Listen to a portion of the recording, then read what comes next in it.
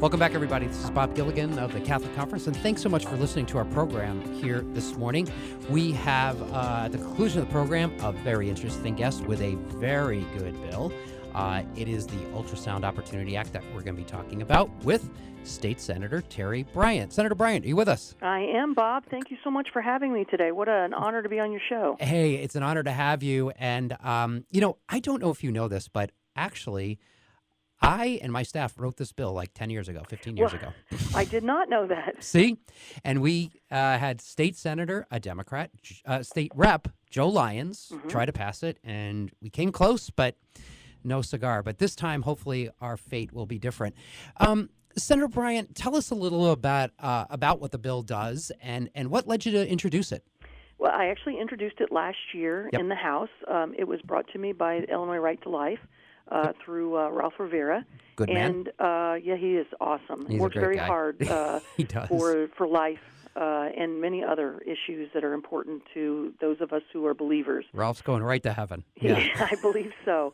Ralph brought it to me and said, he knew of, I'm pro-life without exception, and Ralph knew that, and he knows how hard I work my bills and how important this issue is for me personally, and asked if I would carry it. So, of course, I was very happy to carry the bill. We didn't, last year because everything was just, so compressed over COVID, we didn't get a chance to run it. I'm on the Health Committee this year, so I'm going to be hope, of course, that we can at least get a hearing on the issue. Sometimes, as you know, since you've been trying to do this for 10 years, it's an uphill battle. Yeah. And I have to say, we've been so we're knee deep in the trying to save the Parental Notification Act. Yes.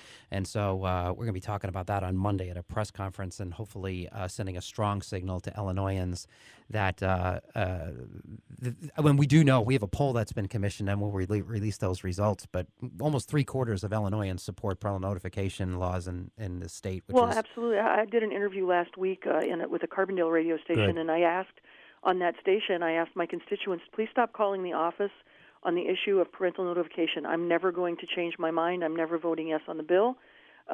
Parents have a God-given right to make those decisions, and the state does not have the authority to remove that from them. So I hope I sent that message loud and clear as well. Good. Going back to the Ultrasound Opportunity Act, it's fascinating. I'm actually personally on the board of a crisis pregnancy center up here in Chicago, and I know you have them down in Murfreesboro in Southern Illinois. And I'd be curious to know if you've talked to any of those individuals down there just to see like how powerful an ultrasound can be. I have. In fact, we have a place called Pregnancy Matters in Carbondale. I think they have another office in Marion. And, of course, we know that statistically, if a woman is given the opportunity to see the ultrasound, then the instance of an abortion drops dramatically. That's the reason that places like Planned Parenthood won't let them see the ultrasound. And I think that was kind of, if I understand right, the genesis of this bill was, in fact, to just say, why would you not want them to see it? I mean, are you afraid of something?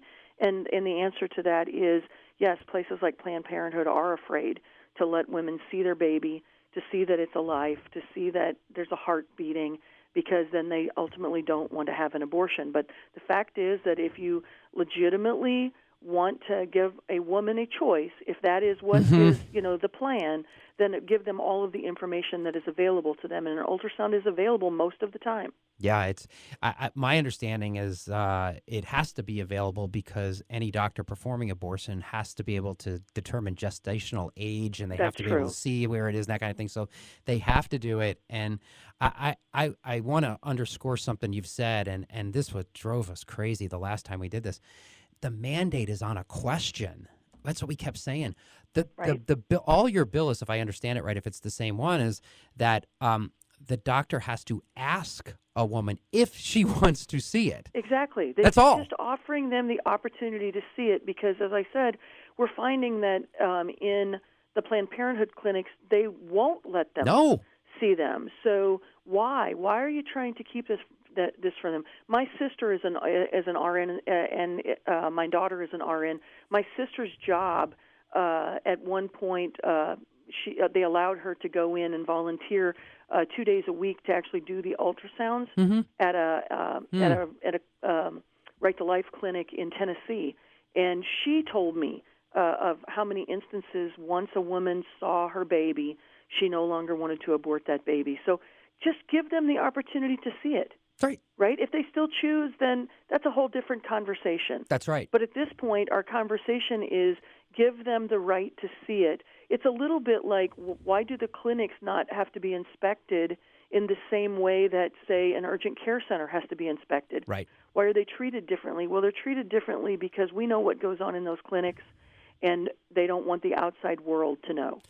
I think, Senator, that I think we're onto something here because the truth is on our side. And as you well know, I'm preaching to the choir here. The truth will get out eventually. And just enough people will do it. It's just going to take time, and it's going to drive a lot of us crazy. But we're never going to give up. And we're just talking about the truth. We're not. Yep.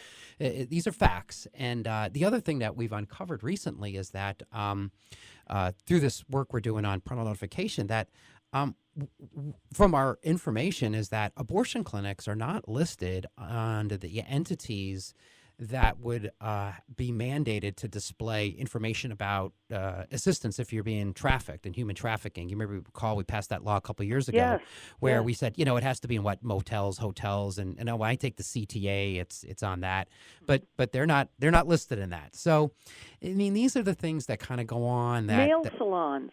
They have to be listed in nail salons. Right. Right. That's where we're at. Right. I'm so glad that you're going to take this up. Is there any hope? Because I know we have some new leadership in the Senate and the House, both on the Republican and the Democratic side, for that matter. But in terms of the new Speaker Welsh, I know you're not in the House anymore, but in the Senate, Senator Harman is still new. There seems to be more of at least a hope to hear more bills from the minority, or at least that appearance. Is there any hope out there that they will grant you a hearing on this? Because I think that's all you're asking for the time being. I am. Is, the politics of it are tough. I'll be working with Senator Julie Morrison, is the chairman of the Health Committee. I think that's where this should be heard, and I'm going to take the high road on whether or not more minority bills will be heard. In that, I think it was either 9 or 10 bills that were run on Wednesday in the Senate, and the very first bill that was heard on the Senate floor was a Republican bill. Yeah. So, I would like to believe that President Harman is a man of his word. He says that, most of these are going to be able to have a hearing, and I'll be working to get some Democrat sponsors on the bill. And maybe if we can get enough Democrat sponsors, we'll be able to get a hearing. That would be fantastic. Yes. And I think at this stage, just get the arguments out there on their side and as well as our side. And then I think the hope we have is the politics of these bills are difficult for us today. But a fair hearing, and if the press writes down what is said accurately, I think we can start changing hearts and minds. I really am optimistic about that because these types of bills, parental notification, a mandate to see an ultrasound, they poll extremely well because everybody at a surface level thinks, well, geez, if you have to do the ultrasound anyway, why do you hide? Can you name a product that you pay for yet you don't get to see a part of it? Right, as an ultrasound, exactly. I can't think of anything. People always ask me what can be done to make things better in Illinois government, and I think this would also fall under that same category, and that is expose what is wrong. When you expose things, we're reasonable people, and generally, if a reasonable person is given all the facts, in the end, they'll make a good decision. That's right. And let's be real too. That as believers, when you expose evil, when that which is dark comes into the light, it's no longer darkness. That's right. So yeah, and I think what we're going to go through for a little while is it's going to be a bumpy road because they're going to lash out. They're not going to like the truth, but that's right. That's okay. That's okay. Thick skin, and we'll keep forging through. And nobody said this was going to be easy. As here we are in Lent, we know what it is to take up a cross. So right. That's right. We're reminding of that all the time. Senator Bryant, thanks so much for taking some time and explaining the bill. We hope it gets a hearing, and we're going to keep fighting that attempt to repeal the parental notification amongst other bills. So we have a lot of work to do, obviously. tremendously. Yes, sir. And thank you, Bob. Thank Thanks so much for having me Thank today. you so much. Senator Terry Bryant from Murfreesboro. I should have, before I started the interview, I should have explained where Murfreesboro is. It's in farther southern Illinois. It's by 6 miles west of Carbondale. There you go. And Carbondale is where the school is, the university, Correct. Southern Illinois University. Yep, Southern Illinois University.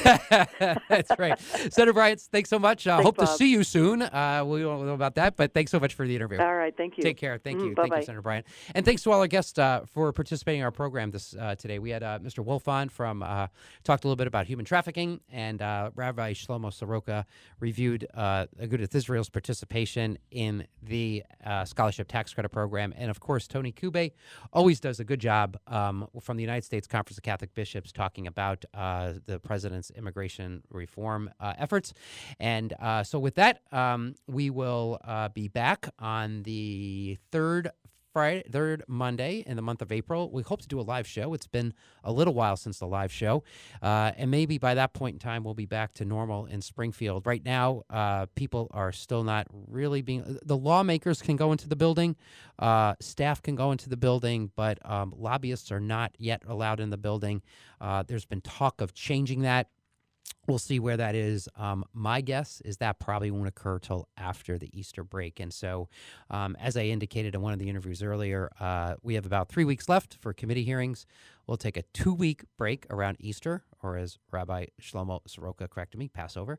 And then I think what's going to happen this session, we're going to hit it hard from Monday. That's the 12th of April through the conclusion of the session on May 31st. Those are going to be some long days. Thanks, everybody, for listening. Good program today. And once again, thanks to all our guests. We'll be back, as I said, on the third Monday in April. And we look forward to hearing, to you listening again. Thanks, everybody. Have a good day. Join us every Monday through Friday at this time for Catholic Chicago. You can stream our programs live or listen to past programs by visiting our website, archchicago.org, and clicking on Radio TV. And please connect with Catholic Chicago on social media.